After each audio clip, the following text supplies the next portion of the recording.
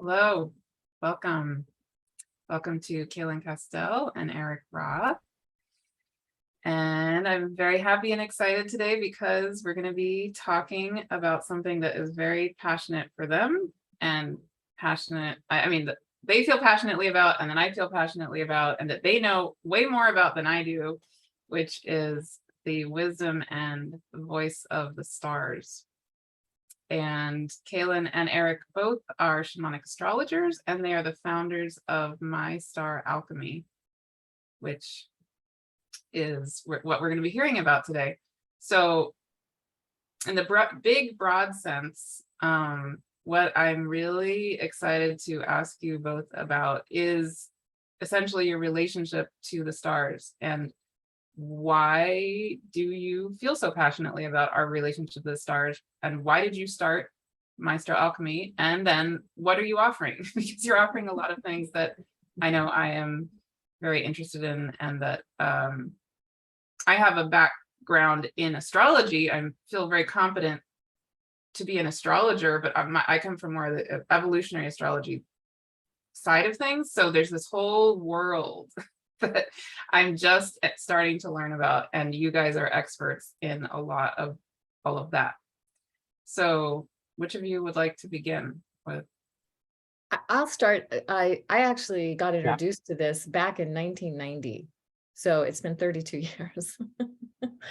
And I remember just being in this place of awe, realizing that we could have our own direct connection and relationship with not only the astrological symbols and where the planets are at any given time, but the stars themselves and how the planets are moving through the stars. And we can, we could start getting our own direct downloads and our own information. And that is something that was not happening back in 1990. I had not run across it anywhere else. And most astrologers then were just looking at a chart and telling you what they saw, and that's all good. But they didn't have their own even direct connection necessarily, other than what they had studied. And so this was a way of a teaching that was providing an opportunity to help people figure out how to go out underneath the sky, connect to the stars and the planets, and to have get their own direct information. And part of the reason this is so exciting is that in ancient times, lots of ancient cultures, that's what they did. They spent a lot of time under the sky. They weren't watching TV. They were spending time with the sky, getting the direct information, they were under starlight all the time. They were really taking in directly starlight into their body. And that's something that we're not always doing anymore. Or even if we are, we don't necessarily know what it's about. We don't know how to tune in. We don't know how to make that a more alive connection for ourselves. And so I got super excited about that. And I remember after my first night sky class, I went on a camping trip with my parents and my kids, and I was able to point out a whole lot of things in the sky. I felt like it was like a fraction of what I had been shown, like a tiny fraction of what I'd been shown. But nobody there knew anything, so I wowed them. I was like, oh, and made it even more alive and more real and more cool for me, because I was like, oh, now I can share this with other people and get them excited about connecting with the stars. So I've had a passion for this for a really long time. And I feel like one of the things that we don't necessarily realize is that everything's evolving in this, in our world, in our universe. And so the energies of the stars themselves, not talking about the seasonal signs. I know a lot of times people think that's stars, but that's not. But the stars themselves, the constellations and the stars, they're evolving over time. And so to now get our own direct connection, to learn how to do that, to look at what we've known about them, and to also now start bringing in a new relationship to them, it couldn't be a more perfect time. Erik, what about you? Beautiful, thank you. Yes, my first experience with the stars came when I was between 18 and 19, and I got to have like a spontaneous mini trip with my friends up into the mountains north of LA. And it was the first time I got to see the star field. Growing up in LA, you only see a few stars. If you're lucky, of course, the moon, maybe Venus and or Jupiter, but you don't get to see very many stars in LA, in the city. And so going out into the mountains and getting quite a distance, you can still see LA from where we were, but that was the first time I saw just a glimpse of the Milky Way galaxy across the sky. And it just was shocking and stunning to my body, to my mind, and I was in total awe. And I felt it sort of like a transmission through that process that was home to me. And it struck me really, really hard, and it never left me. It was during a particular cycle, Caitlin, I know you're familiar with, and Martha, I'm sure, a nodal return. That was between summer before my 19th birthday, and which was going to be in November. So that was my first hit on that, but I didn't really truly learn about the stars until I started studying shamanic astrology in the 2004, 2005 with Daniel Giamaro and Cayelin and I started taking night sky courses with them. And it just, again, completely like this whole world opened up for me. And it spoke to me in ways that you, beyond just the natal chart, beyond just a sun sign, moon sign, a rising sign, and actually helped even deepen that process with those planetary signs there. So we have a further informed knowledge that comes through there. In fact, our stories, humanity's stories, are written in the stars and have all a lot of the majority of the mythologies on the pantheons across the globe from ancient times dealt with the stars and the planets in one form or another, including when ages end and the new ages begin. So this our little connection with the stars informs us, and we inform them at the same time. So we have this really powerful connection with that relationship with it. And when we connect with the stars, we also deepen our relationship with the Earth because we are in space and we are spinning, we are orbiting, we are wobbling, we are doing all kinds of things in our relationship to the other planets, the sun, the moon, and beyond, the cosmos. So we have that relationship, and if we can connect ourselves to that realm above us, we also connect ourselves to the realm right under our feet. In fact, the word understanding comes from the literal standing under the night sky. You are understanding what you're, I mean, literally all that is in that moment.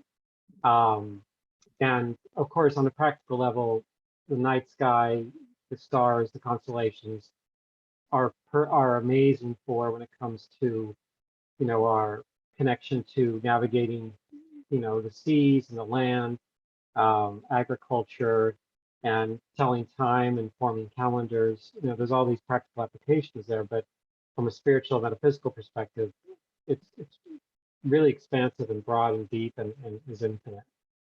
And to me, it's a temple for me, where that I stand under and speak to and connect with. And so it continues to be my passion, and this is a big part of why I'm part of My Star Alchemy and teach the night sky on my own, along with the night sky course that Martha, you're going to be part of, and Cayelin will be showing up to in September, so 2022. So yeah, that's there's my introduction there. Thank you. Cool. Yeah, and I have many ways I relate to all of that personally. Absolutely. I could say many things, but I'm curious if either or both of you have a particular memory that comes up for you, some experience you've had, with a particular star or with a particular constellation that's coming up for you right this minute that maybe you would want to share to give examples of how these transmissions maybe have personally impacted you? I'll Do you share each have a one story like that happened for me back in the 90s. I was doing an all-night vision quest under the stars, and I would go out and just sleep under the stars at different times, but this one was more sort of formally ceremonial, something that we for people to become certified in the Shamanic Astrology Mystery School. It's something that they're asked to do, so I was doing it as a more formal kind of thing. And I set up my circle, I said all my prayers, I was putting everything into place.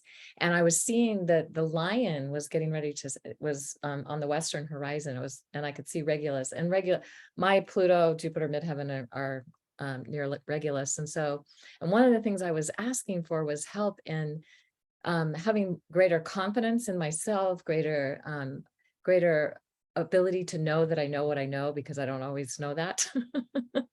Or I haven't always known that in the past. It's like, oh yeah, I think I know this, but maybe I don't really, or, you know, the doubts, the uncertainty, the questions that we can have. And I was asking for all of the energies around the mysteries of the heart, because Regulus is the heart star of the lion, and also the queens, because we can take this back to the queens of you know, across time, that energy where they were standing in their sovereignty and knowing and being able to help when it was healthy, guide and support other people and being able to do that themselves. And so I was like, I really wanted to claim that. And so when I got done saying that, I was watching, and right above Regulus, this shooting star, like really bright shooting star, went straight down. And I don't know that I've seen shooting stars go straight down that often. And it winked out just above Regulus, like it was infusing it with this energy. What? Yeah. And I was like, Wow. whoa. And I'm even just saying it right now, I'm getting like this rush of energy. Yeah, I am too. Yes. I was back in 1998. I was like, Wow. you know, a long time ago, 4 years ago. And it's been a long journey since then, but I know that intention, that infusion, and what really was being transmitted to me from the sky in that moment has been playing out over all this time. And now here we are with My Star Alchemy. It was like, oh, and you really want to have your stories told, don't you? So in that moment, I'm just curious, in that moment, what did you feel, or what did you feel like the impact was later, or is there anything? Yeah, at the moment, I was just like in a wow moment. So I didn't have like a, you know, left brain sort of knowing about it. I just had like a whole body, like, oh wow, that was huge. And I feel like it's been more that way ever since. Like I couldn't necessarily say, oh, that meant this, or, you know, whatever. But I feel like it's been a guiding principle for me, having had that experience ever since. And sometimes we are a little addicted to wanting to know things from a left brain perspective, and be able to define it and put a thing on it. I didn't feel a need to do that. I just felt like I had just been giving super high magical experience, and I carry that with me. Like, wow, that was, yeah. And so these are the kinds of things. And actually was sharing this experience. I was doing an Astrology Hub podcast with Amanda. Yeah. And I was sharing that story. And then she was telling the story about how she was doing these intentions, and there was all these meteors that kept, every time she'd say an intention, and a meteor would go across the sky. She was like, whoa. And it just gave her a whole new understanding of what was happening, because she was sleeping out under the stars at night too. And again, this is something that is now starting to flood the realm of the astrological world, that it's like, yes, we need to have a relationship with the sky too, with the stars, with the planets, with the, you know, what's really happening and how they're moving through the sky. And so she was doing this whole thing with Jupiter, and she got that experience. So, wow, you know, you set an intention, you go out, and the magic happens. Erik, what about you? Do you have a story in particular? There's a few I could choose from for sure. I was just remembering the talk about Regulus. In 2018, I drove down to a retreat center at Marcy Hot Springs in California, which is like an hour and a half south of Santa Cruz. And in fact, these friends of mine, they moved recently to Mount Shasta area, but one's a shamanic practitioner and nature guide, and the other is a psychic channeler. And so they held this workshop there. And the first morning that we were camped out, the first morning that I woke up, we were planning on doing a drumming ceremony. And it was early, like the end of the first week of September. And I didn't like consciously realize that this was happening. I had struggled to get to this place because of a massive fire in the Mount Shasta area that just took an extra 2 hours of driving around the mountain over past Interstate 5 that was closed just to get to my hotel, like at close to 9 o'clock at night, even though I left with plenty of time. So there was like this long struggle to get there. But once I got there, I was able to relax into the space. And we were climbing this hill up to this ridge so we can get a good view of the sky and the sunrise. So as we were going up there, kept looking at the sky, I saw Mercury, Regulus, and the waning crescent moon all rise in a row over this. It was like a perfect line rising up, and just the fiery energy of that space. You know, they were in, of course, I think Mercury was in Leo at that time, and then of course Regulus is in the sign of Virgo now. So you had this combination of energy that was hitting me, and I was moving into a place that was going to be this sacred container for our drumming and for the welcoming of the sun. And I felt like I was in a temple setting, and that these were a really special alignment that was happening. And I really connected to that space. I couldn't really see the whole line because of the twilight sky at dawn, but I saw Regulus and Mercury and the moon, and it really struck me at how personal and magical it is just to be in that presence there, and that even through the fires of the late summer, to get to that place of ceremony and almost like graceful perfection that comes through, it was simply remarkable. Not many people noticed it, even though I pointed it out to a couple of people. It wasn't like they were really tuned into the sky in that way, the way I am. Like I keep looking up at the stars. That's just innate in me. So that was one profound experience I had in recent years with one of the stars. Regulus is a really powerful ancient star that human beings have connected with for countless thousands of years, and it also is connected to the ancient Sphinx in Egypt as well, among other things. We could go on and on about that particular star, but that's definitely things that hit me and the stories about it. Really, I can feel it more than just the intellectual exercise. I can feel it in my soul, in my body.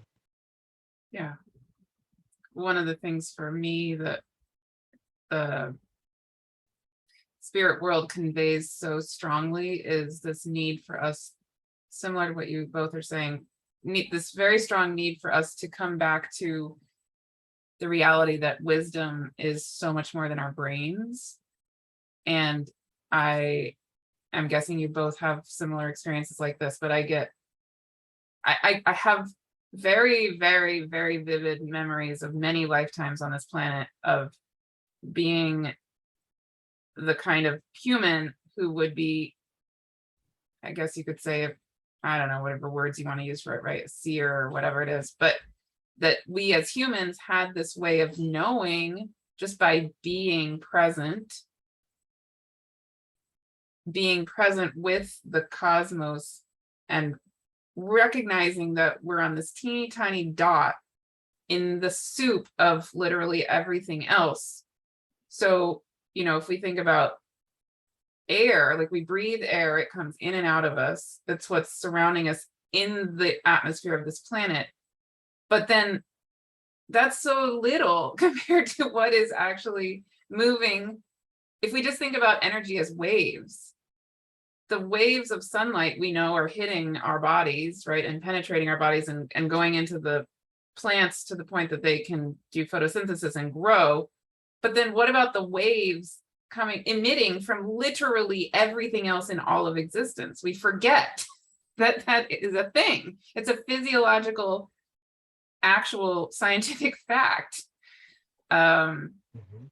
So then, I mean, that's like scientifically just simply true.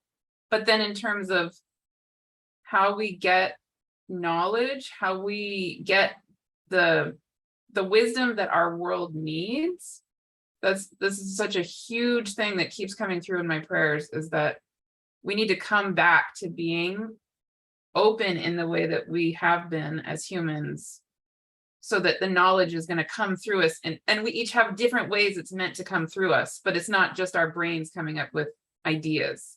It's our whole being in concert with this planet and literally everything else, and whatever you want to call it, God or the divine or whatever. But anyway, I feel it so strongly. So, I love what you're saying, Martha, because part of the challenge that we have living in this time, as we're growing and evolving into a new time, but the time we've inherited, there's been a lot of manipulation and control and conditioning of people. And so they don't necessarily question what they're being told. They don't necessarily think for themselves. They don't necessarily want to have their own direct connection to source energy, divine energy, star energy, the sun. I mean, the sun, without the sun, we don't have life or light here on planet Earth. So the sun is super important, and people have been conditioned now to believe, don't go out in the sun. But now they're finding, well, but the best way to get vitamin D is to go out into the sun. Just don't overdo it.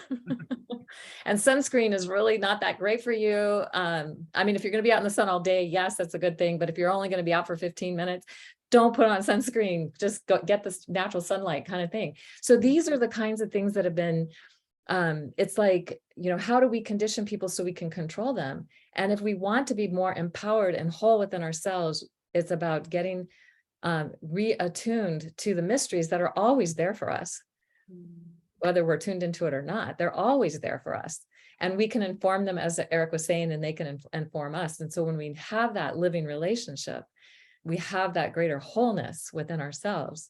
It's really exciting. And the more and more people that are waking up to this and realizing, oh, not only go out and be in the sunlight, go out and be in the starlight. And if you know what stars you're looking at, then you can tune in and you can send prayers and you can tune into that energy and ask if there's any information for you from that particular star or that particular part of the sky. Maybe it's a constellation that you want to tune into completely, receive a download from, but whatever that is, it's time for us to reclaim that, because that is as you were saying, it's like this powerful thing that we can tune into, that everybody has the ability to do if they choose to do it. And if they don't, that's fine too. But you know, it's really fun. Yeah. Amazing and magical. Like I have so many magical stories I can tell about my experiences around that. I just told one. That one's enough. But oh my gosh, it's just never ending how these energies show up. And I know, Erik, you have lots of magical stories too. We can probably write a book just on our magical stories around the stars. Maybe you should. That's true, yeah. Yeah, and I could go on and on and on asking things and saying things, but do you guys want to now switch and describe My Star Alchemy, what it is, what you offer, anything you want to share around all of that? You want to start? Yeah, Erik? sure. So My Star Alchemy is an organization that was formed a year ago with Cayelin and I, and we formed it in order to teach about the stars. And the original intention, well, the first class that we shared about was called the Magical Stars, all Bohemian stars, which are the magical stars of the ancient alchemists. And they're about these 15 magical stars, and the origins are a little mysterious as to why those 15 were chosen, because there's other prominent stars that are not included in there that Cayelin and I have gone back and forth asking about and trying to speculate as to why. But that was the original, and we did a series of 6 classes plus some bonus videos in there. And we taught in that class how to work with them magically, how to work with them in ceremony, how to create like even star bundles and star objects, and connecting our own heart, our own being to each of the stars, and finding if one of these stars might be a personal star of ours as well. And that's also a lot of fun to do when you have, I mean, everybody on some level has a personal star, at least one, if not more than one. And that's another way to connect. So we launched into that space because we love the stars, we're passionate about them. And now we're moving into this new webinar series called The Magic and Mystery of the Zodiacal Constellations. So these are the constellations that are all along the path of the sun, what is called the ecliptic. And these are the constellations that gave rise to the quote, the names of the signs, but they are not the signs, as Cayelin has shared about earlier. But we talk about those constellations, their stories, their magic, their stars, how to work with them, how to connect with them, and just to give people, anybody, an understanding, a deeper understanding of the sky itself. So this is just another layer there, and also uncovering, you know, if some of these stars might be personal stars too for a person. And that's a whole different topic, but everybody has their own personal stars, and we start that in September at mystaralchemy.com. It'll be live, so you can Yes. still take the Bahamian star class, but it's not live, though we will do a live Q&A probably early next year sometime after we're done with this class. And then you know, so if you want a live class and be able to ask us questions directly, you'll want to start with us in September. Yeah. Great. Yeah. And then Erik, I know you also, in addition, separately, are not with My Star Alchemy, are going to be doing a live course in Arizona in September, but that's different. Do you want to say anything about that? Yeah, that's outside of the My Star Alchemy organization, but that's done through the, I guess, the rebirth, what used to be known, formerly known as like the Artist Prince, formerly known as the Shamanic Astrology Mystery School, is now the Turning of the Ages Mystery School. So I'm working with that organization as a facilitator to teach cosmology in the night sky. There's 3 full days and 2 part days in there, and it's nearly every night that we're there. I'm going to be out of the stars sharing about this, and I know Cayelin, you plan on being there for a short time, and Martha, you definitely signed up for that. Yes. And there'll be others there, and it's in a place called Bisbee, Arizona, which has real and where the host of this, there's a person that's hosting us on their land, so we'll be able to really see the night sky really powerfully, and so there'll be very little light pollution or interference there. And that's from September 21st through the 25th, right over the equinox time. And there'll be a ceremony to honor the sunset at equinox on the 22nd. And that, in fact, the actual equinox itself happens within about a half an hour of the actual sunset. So the timing is really amazing, actually. So I'm really excited about doing that, and you can find out more about that at the Turning of the Ages Mystery School.com, and there could be a link in the description in this video. Great. So your live in-person class Under the Stars is September 21st to 25th. Yes. Being taught by you, Erik, but Cayelin, you will be there at some point as well. And I'll be there, but as a participant, not as a teacher. and then the live online course that you two are doing together through My Star Alchemy also begins in September. What day? 6th, if I remember. Yes, September 6th. September looked at the 6th. calendar. Yep. Perfect. Yeah. Plus, anybody who wants to, on their own, do the Bohemian Stars class through My Star Alchemy can do that anytime. Yes. And you're planning to hold a Q&A maybe early 2023 to follow up from the Bohemian For Star. people that have been taking that or maybe have taken it, maybe even took it with us live, and they've been tuning in and have questions. So we're gonna make that available to people. Yeah. Great. And I had a thought and I just lost it. But Oh yeah, it'll I come back. had one more question that people might be wondering, because I'm wondering a little bit. I mean, I think I know the answer to this, but could you give an example of, you talked a lot, you touched on what a personal star, that there's this thing called personal stars. And so I think that's a big thing that people would be very curious and interested in if they're wanting to potentially take a course like this. Do you want to just explain a little more of what that means and maybe give an example? One of the most fun ways of tuning into a personal star is what star was rising when you were born. Mhm. And so Erik and I both have prominent stars rising when we were born, so we love this. And for me, it was a star called Zubin el-Janubi. It's in the constellation of the scales, also known as Libra. But I'm 15 degrees Scorpio rising, so it wasn't Libra, it was Scorpio rising, but it was that star in that constellation was what was rising at the time. So that's something we'll be helping people to understand more fully as we go through. We did some of it in the Bohemian Star class. We were helping people understand that.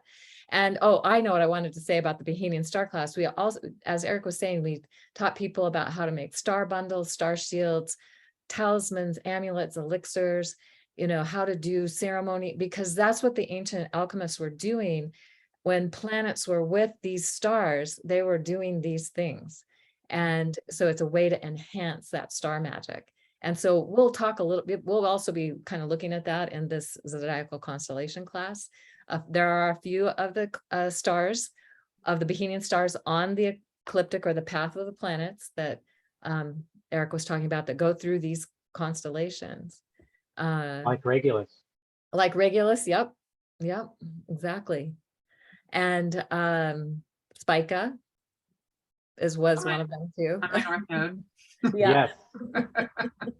Spica is a Bohemian star, and it's on the ecliptic. It's like really close to the ecliptic. So yeah. Anyway, so we'll be doing that. I think I just lost my train of thought. So what I'm answering a question was I was asking about personal stars, what that means. personal stars. Okay, yeah, thank you.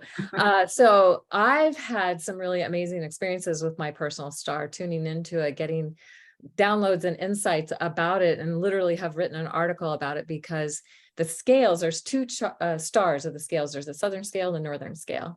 And the planets sometimes will go below and not through the scales, but go below the scales, but sometimes they go right between them. And out under a night sky and doing a night sky class back in the 90s, we were looking at that particular constellation, and I was seeing that there was a planet that was getting ready to go right between them. It was like really close to going between them, not underneath. And I was like, oh, it's like a Stargate. Like I had this just download. It's a Stargate. Oh my gosh, it's a Stargate to a new world. So I wrote an article called that, Stargate to Zubin el-Janubi, it's a Stargate to a new world, or something like that. So that was me getting a personal download from my own personal star, the star that was rising at the time that I was born. Wow. And so once we know these things, we can start tuning in, and we'll get the insights will start coming. If we don't know, we don't know. So, and I know Erik's probably got stories about his personal star. Yeah, I have one that's near the ecliptic, and then one that is a more famous star that is in the northern circumpolar stars, meaning like it's Vega, which is really close to the northern pole star. But the one that's close to the ecliptic is Nuki, which is in the Archer constellation, what astronomers still call Sagittarius. And it's just essentially, it's a figure of a human figure with a bow and arrow. And it's like he or she is pulling back the arrow and aiming. And so where Nuki is in that place where it depends on one's perspective, like the vein of the arrow, or like the shoulder of the human figure that is pulling back that. So it's like the base of like taking aim towards the galactic center, because that's where the arrow is pointed in the sky. It's pointed at the galactic center. I mean, of course, the Scorpion constellation is on the other side of that, but that's essentially where it's pointed. And so my relationship, like I remember Mars at one time going over that area, and I was traveling in Eastern Oregon on my way to Arizona, I think it was, and for a workshop. And I stayed at this like place, that like a cabin at this campground, and in Eastern, there was hardly any lights. And I saw Mars fairly close to Nuki as it was passing through. It was just absolutely remarkable to see the galactic, the Milky Way bulge right in the air at the galactic center. And for me, it was like an invitation to explore a whole new realms, new worlds, and gain new knowledge for myself.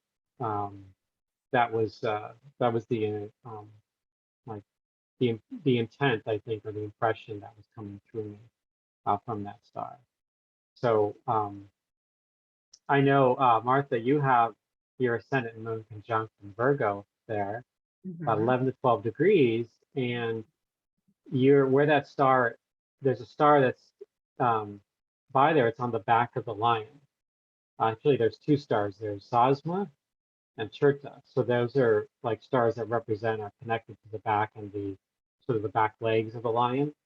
And so that's where, like, so you can see it's in the sign of Virgo, but it's not in the constellation of the priestess where your star spike is. So that could be for you a like a double personal star. I think though Zosma is like closer. And you're welcome. I would invite you to look that up and learn about that yourself. But the lion, of course, is a really powerful figure in the sky, and it's modeled. In fact, the Sphinx is modeled after that figure in the sky.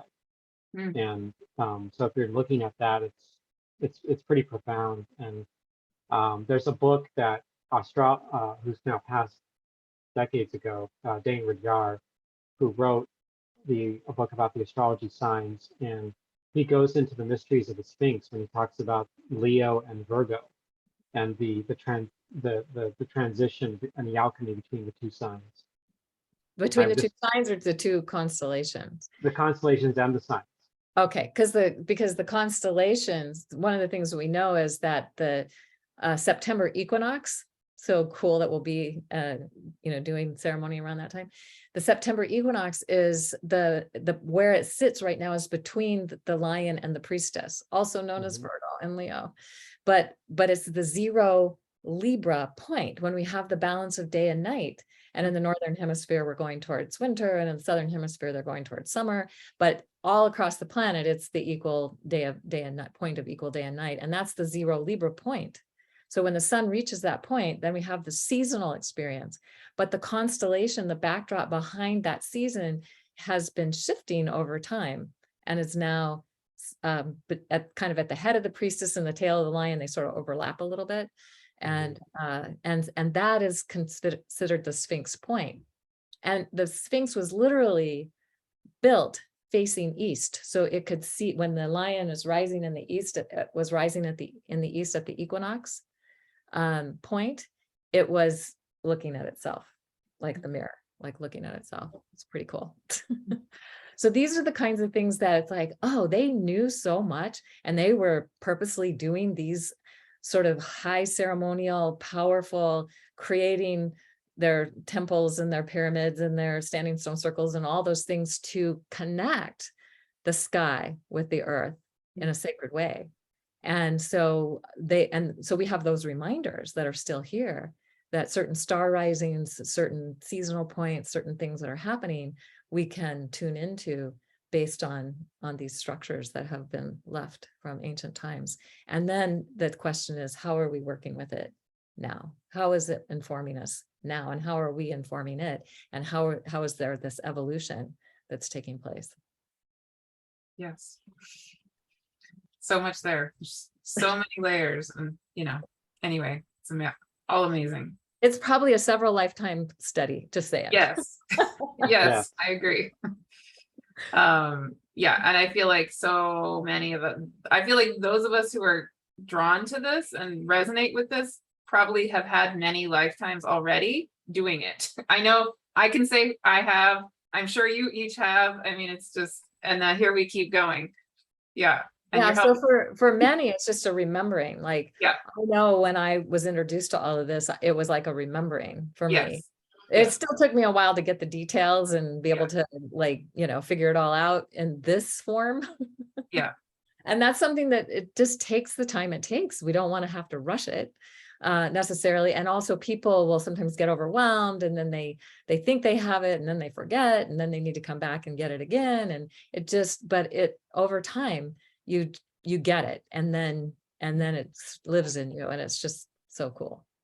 And to allow it to be what it is in this moment, not only, like you said, learning the history, but learning, understanding our own relationship as me, Martha, this body right now in 2022 or beyond. Yeah. Anyway, yes. And so you guys are helping me open the doors for myself and so many other people. It's so wonderful. Yeah. Thank you. Any other thing you feel called to say before we kind of wrap up? Just thank you so much. I'm really delighted we got to be here. I hope that this will, whoever feels inspired and passionate about this will want to join us, because of course we're inspired and passionate about this. It's helping at this turning of the ages. We're at a turning of a great age, way bigger than the age of Aquarius, a whole nother conversation, but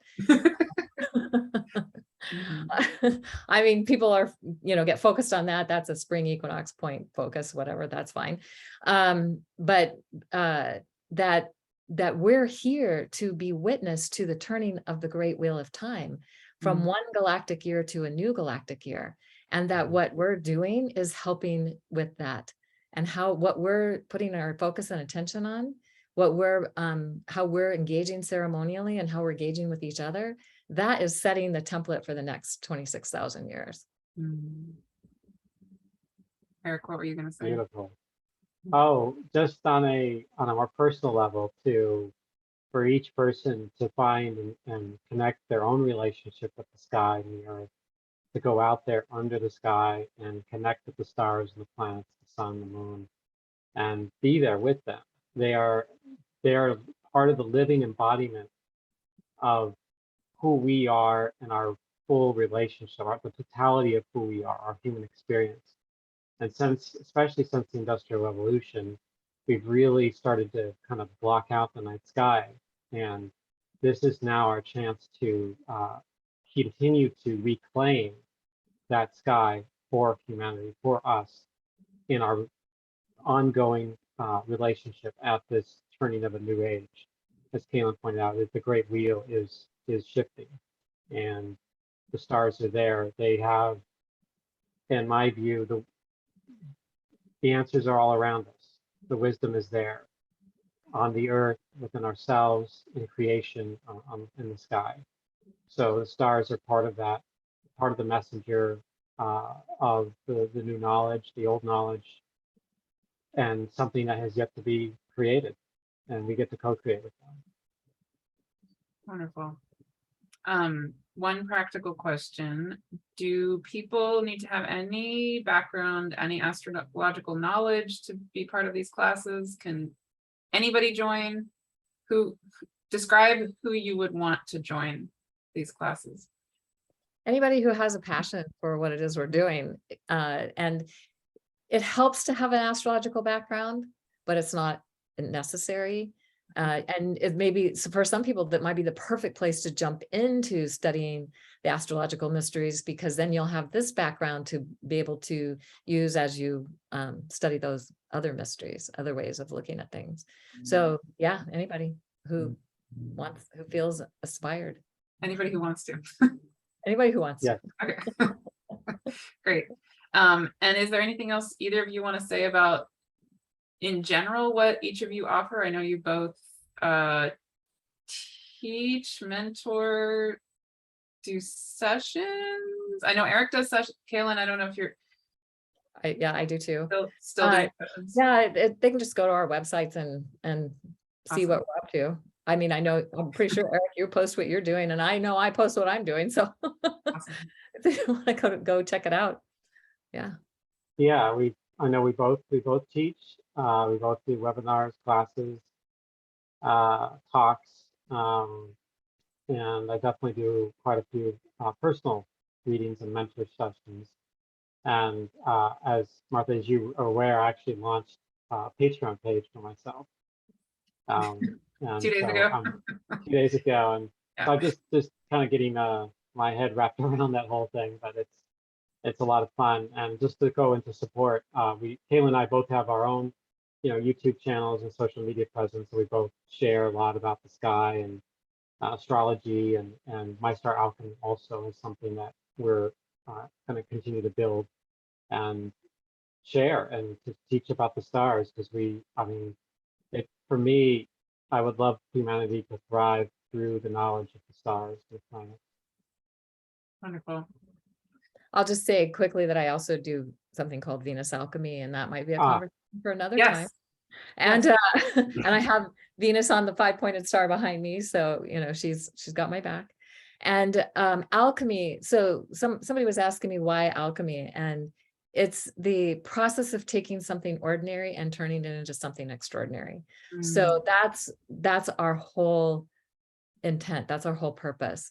And there's also other definitions of alchemy, but that's my favorite one. So I just wanted to end with that. Beautiful. Wonderful. Okay. Is that it? Does that feel complete? It does.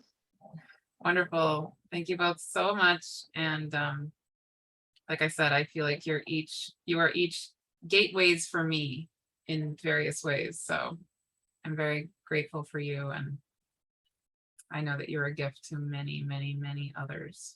As are you. Oh, thank you. Yes.